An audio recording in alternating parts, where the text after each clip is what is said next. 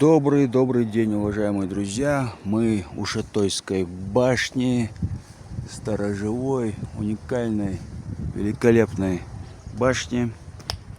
Приехал сюда сегодня с туристами, гостями Чеченской Республики из Вологодчины. Их две семьи. Одна побывала там, ознакомилась с функционалом и со всеми качествами этой башни, побывали внутри. Сейчас они зашли в ущелье реки Сюжи-Эрк, там в тени, дышат воздухом этого леса прекрасного. Вторая семья, она внутри находится и, соответственно, тоже ознакомливаются, смотрят. Это уже наши местные туристы. Башня стоит у слияния двух речки, вернее, и огромной реки Аргун. Вот оно, Аргунское ущелье. Вот. И примыкание реки Сюжи-Эрк в этой области, в этом районе. Башня находится между двумя населенными пунктами: Большие Воронды и Хакой-Эйл с этой стороны.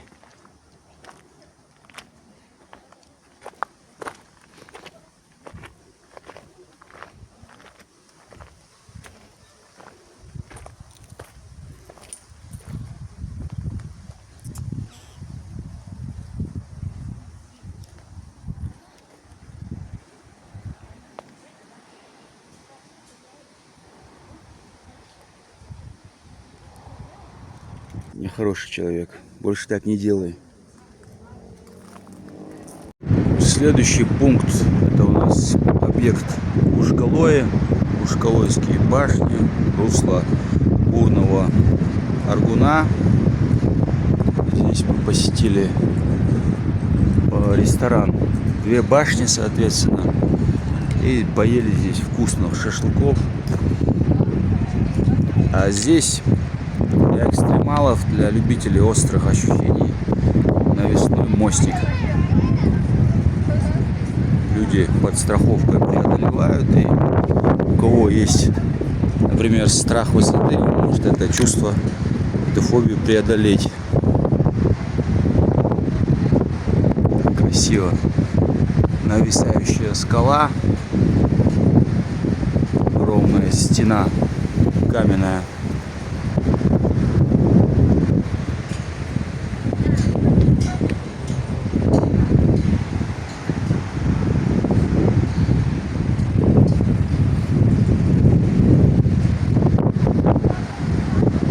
Ламеш, мадаршун, ламеш мабу.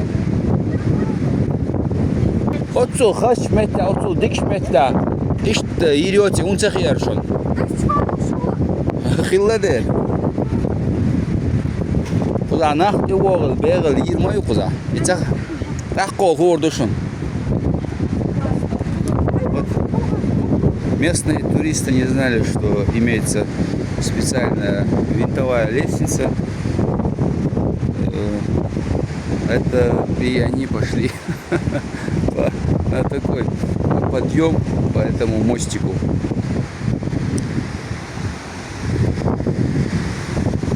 И поражаются, говорят, неужели там была лестница?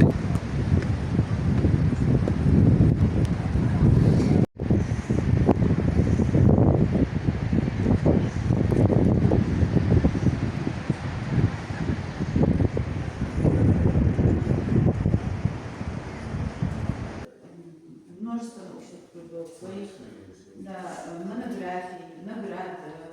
Он всячески старался поднять экономику, образование в 2000-х сложных для республики годах.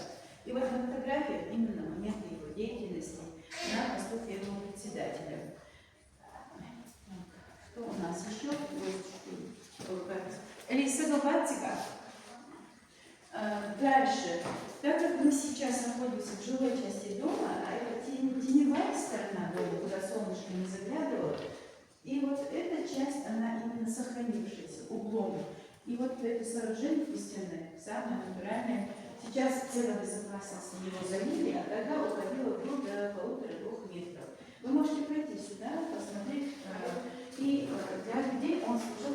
холодильник, его откладывали камни, тем более суровый климат позволял откладывать и снегом, льдом, по веревке в кувшинах спускали мясные молочные продукты.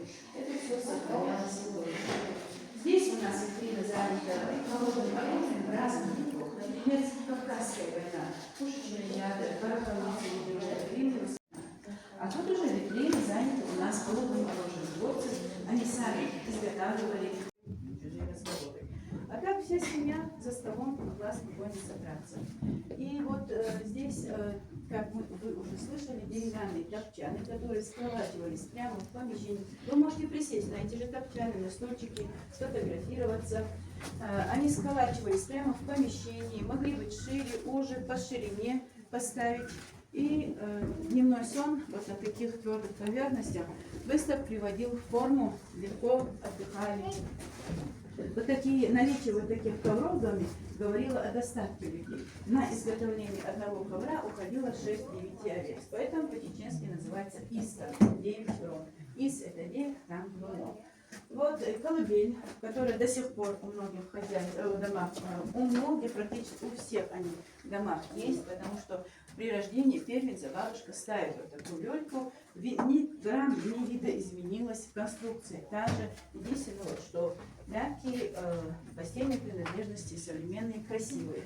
Вот туго перепеленатый лежит ребеночек под такими широкими лямками. Он никуда не падает. Ну и такое тугое пеленание способствует тому, что позвоночник прям вытягивается правильно, осанка в дальнейшем правильная. И вот эта люлька деревянная, она способствует здоровью. Из боярышника, груши, айвы изготавливали такие люльки. Это тоже очень старинно и до сих пор очень крепкая люлька. Есть ли вопросы? Нету. Хочу показать вам вот такой... Вот, держу, тяжелый. Но несложно.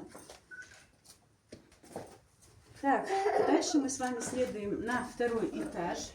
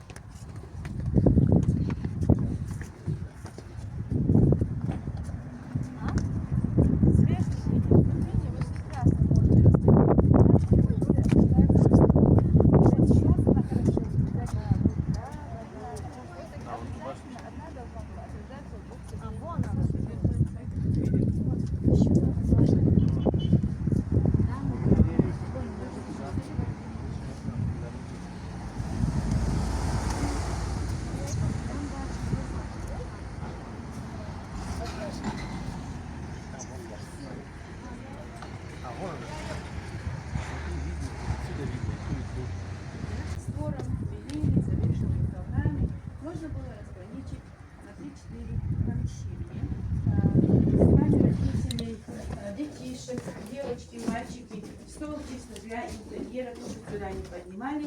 Те процедуры все проходили на первом этаже. И вот в каждом помещении под размер комнаты сколачивали вот такие топчаны, которые можно было по ширине поставить или не один поставить, другой мебели тогда не было.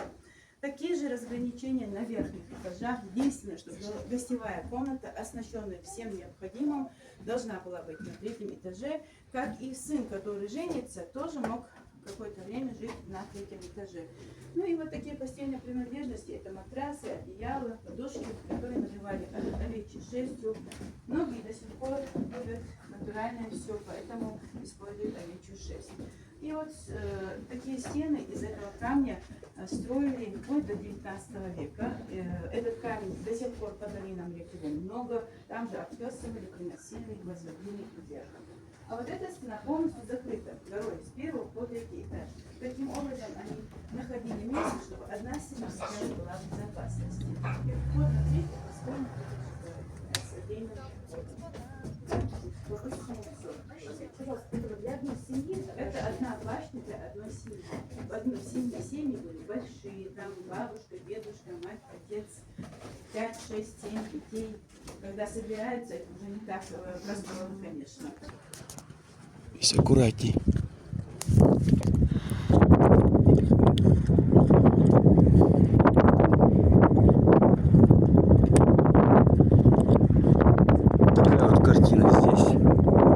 Давайте посмотрим на сторону, откуда мы подъехали сюда. Со стороны севера.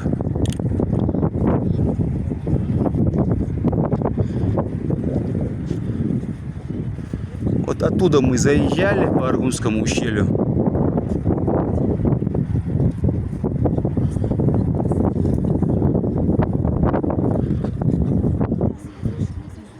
И вот та башня, помните, я вам, когда мы заходили во двор, я сказал, вот в 2 километрах башня. Вон она видна, Виктор Алексеевич.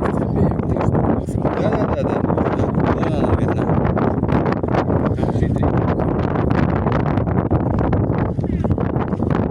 Хаскалинская башня, вон та. Это все входит в ареал общества Чанти. Все это. Там хаскалоевцы, это их ответвление этого общества. Здесь бюроевцы, бюрхуи.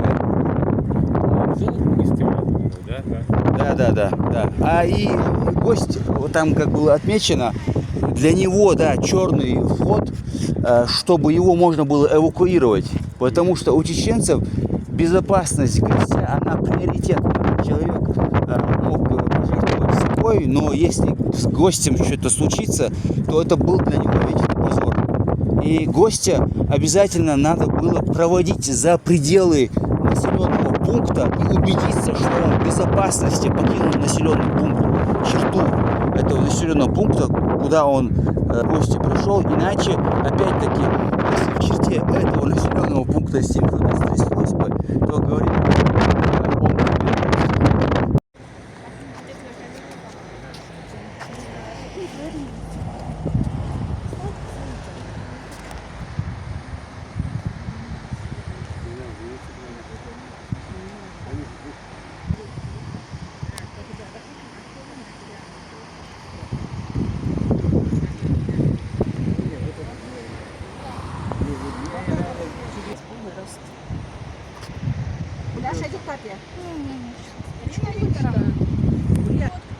А что будешь показывать в школе? Где была? Где ты была, скажи?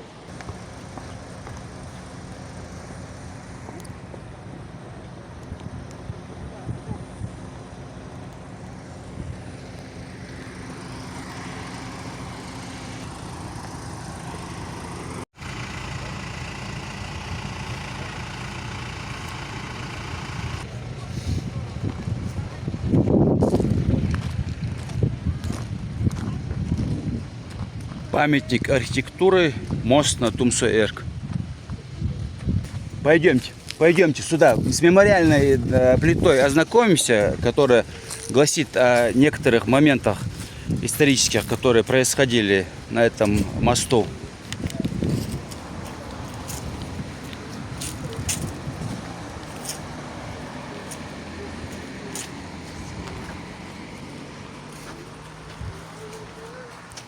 Вот, подходите, читайте, да, кто хочет, да, фоткается.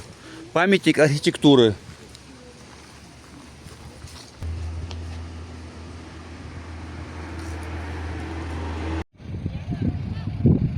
На Нихолоевских водопадах мы сейчас. Подходите сюда.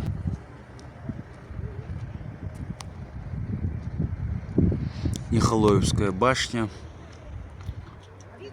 Нихолоевская дозорная охранная стена с бойницами.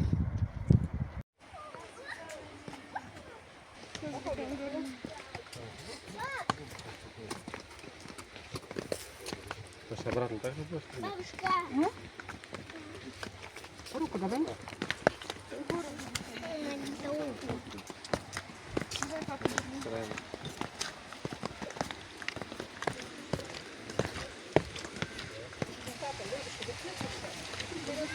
Ну, далеко не уходите, можете спускаться.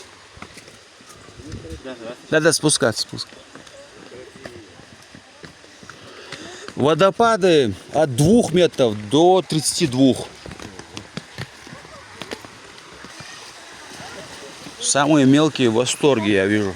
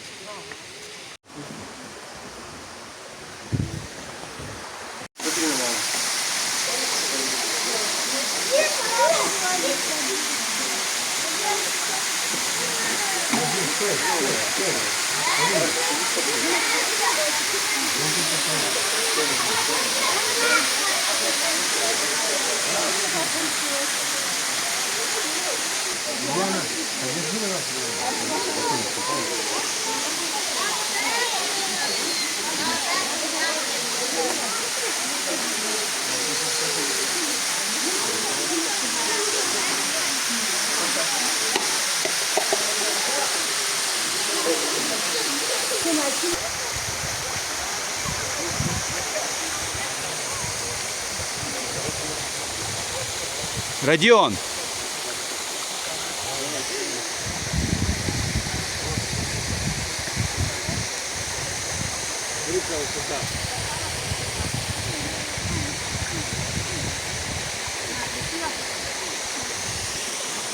Так близко не подходи, скользко там, скользко, не подходи.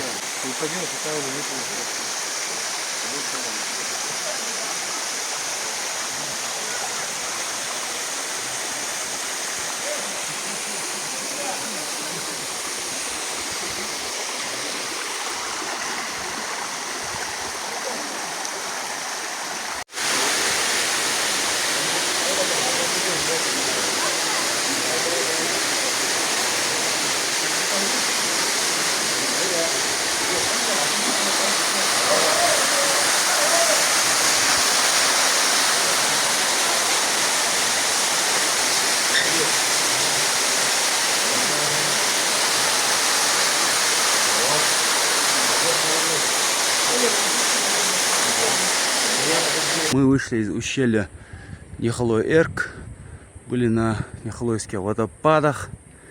Теперь мы выходим из ущелья, и Эля здесь из Вологодчины будет приобретать себе брелок в виде барашка. Не, я здесь, да, переводил? Какой тебе нравится, Эля? Тебе не надо банана. Нет. Да не все баланы. Баланы. Все бараны, не все баланы. Кто балан?